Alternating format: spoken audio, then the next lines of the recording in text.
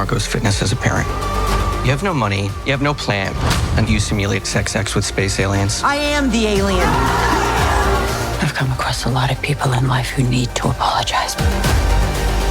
You would not be one of them.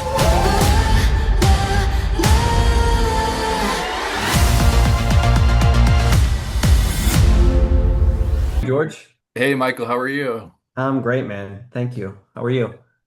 I am ecstatic to meet you. To be honest, I'm a huge fan of yours. Oh, Sky High nice. was like a seminal experience growing up. I love Sacramento. Love seeing Nice. Oppenheimer for like big fan of yours. So Thank it's you, an honor to man. meet That's you. awesome. Yeah, and I just wanted to. This show is just incredible. We recently named it our favorite new show of 2026. So congratulations on the show. Obviously, season one recently concluded. The show is renewed for season two. What is it about this story that you think is resonating so much with so many viewers?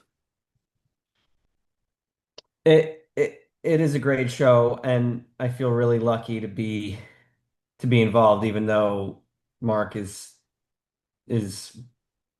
pretty universally disliked. But I think the show itself is it it really presents these flawed characters in a pretty blunt and also optimistic light. It shows dysfunction in a way that doesn't judge it.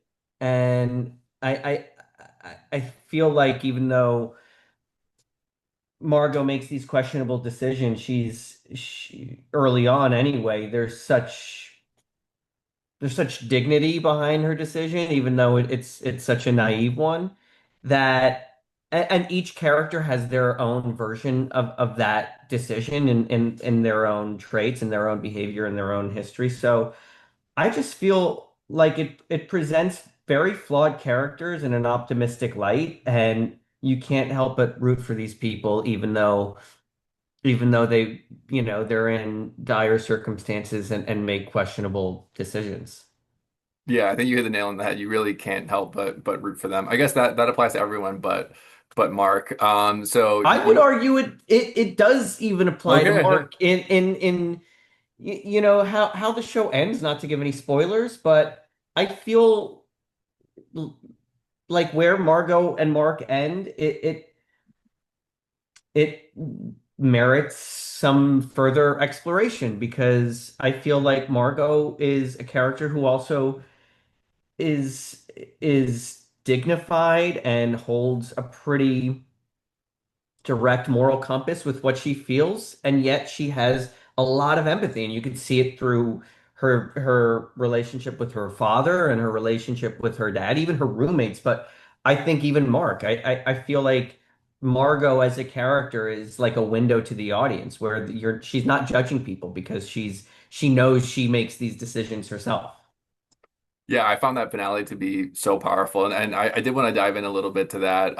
Obviously, little light spoilers, but I'm curious as a performer how you navigated playing a more understated character in a such an intense, high stakes scene with so many big personalities. You have Elle Fanning, Michelle Pfeiffer, Nick Offerman, all going rather big and heightened with their performance, but you are anxious and more grounded. I'm curious what that was like.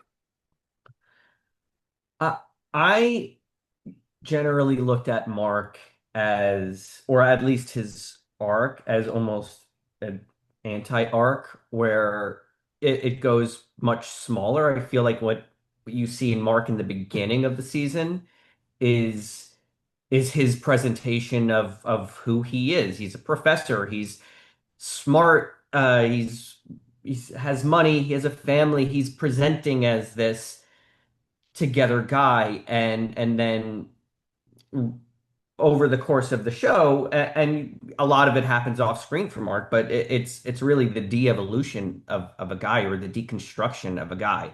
So for me, and I talked about it with Eva Anderson, and I spoke about it with Dervla Walsh, and all L everybody. It was always the plan to make Mark the furthest version to himself by episode 7 and 8, for better or for worse. What you see in the beginning is not exactly the person he is by the end, because by the end he's stripped of a lot of the things. It's almost like the House of Cards. And I don't Mhm. think he's fully there. So again, more room for exploration into season two. But who Mark really is probably closest.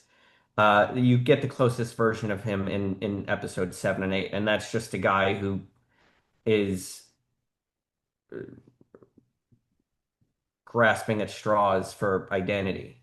Really, I think Yeah. he's without those pillars that he had to stand on, his job, his position, his power, his mom, his family, all of those things taken away from him. I think um, you get more of a sense, and he's getting more of a sense of who he really is. But that just to me meant minimizing and also yeah, like I said before, deconstructing him from who he presented as in the beginning. I think that's such a fascinating way to conceptualize him, like kind of stripping him down to his bare bones compared to how we initially see him from the get-go. I'm curious from an actor's perspective playing this part and kind of embodying him, do you view the ultimate point in which he ends the season as kind of like a redemptive point, a redemptive arc for Mark, or would you not go that far?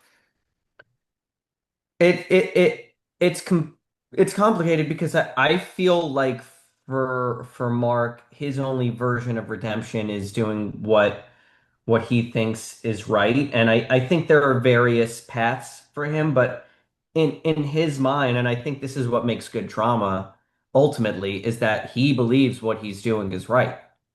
I don't I think there comes a point where Mark around episode 7 or 8 where Mark is not exactly doing the bidding for his mom as much as he's doing the bidding for his own shot at doing what he feels like is the right thing. And as infuriating as that is, um, because everything he's done up until that point is the exact opposite of what he's doing at that juncture.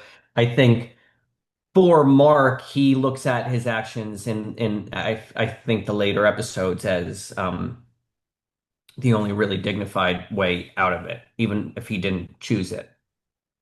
Yeah, and come the end, you feel like he's come to that decision on his own volition. I wanted to dive into the relationship with Mark and his mom. Marcia Gay Harden is incredible in the show, and your dynamic is kind of weird and just like delightful in an odd way. What was it like to share the screen with her and kind of navigate those scenes, especially as the character's relationship with his mom evolves from where we originally see him to the end of the season? First of all, I feel like Marcia Gay Harden is one of the great living actors. I didn't meet her until later in the season, and I was so not intimidated, but I revere her so much as an actor and all of her work that I was so excited to work with her, and I feel like our relationship on the show is weird and complicated. Like it's so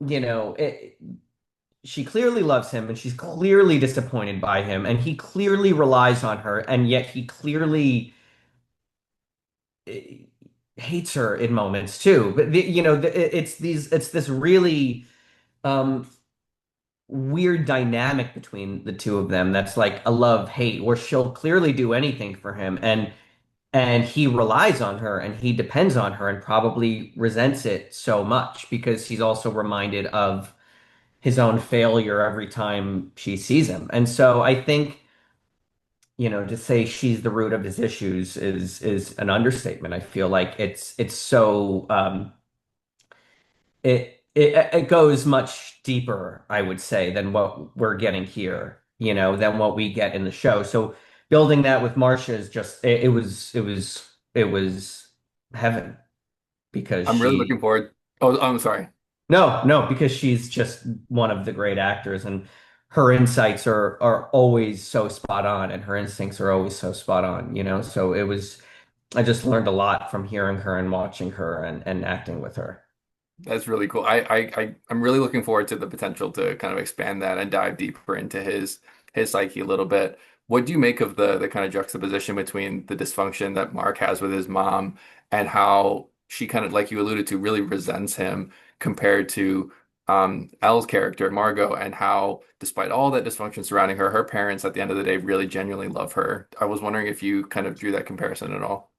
Um, it is interesting. It is an interesting comparison because she loves Mark, um, but there is this contempt to him that she feels about him, and I feel like that contempt is not present in Margot's relationship with her family. And maybe that's just to do with money. Maybe it's because, Marcia Gay Harden's character has money, Elizabeth Gable has money, and she's just giving him this privilege and foot to stand on, and he's a professor at Fullerton College, which, you don't really hear Mark's side of the story on it, if he's happy with where he's at or if he also wanted more and just sees himself as a failure. But both sides hold judgment, but it's the way in which I think there's the way in which they're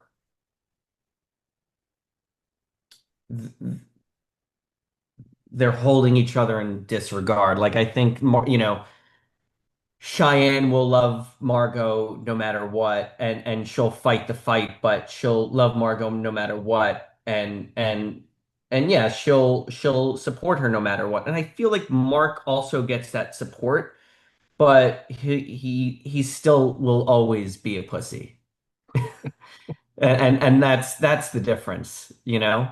Yeah. As we're wrapping up here, I just wanted to kind of maybe give you an opportunity to tease season two at all. Obviously, it's probably in early stages of development. Could you give any tease as to like maybe what fans can expect heading into that one?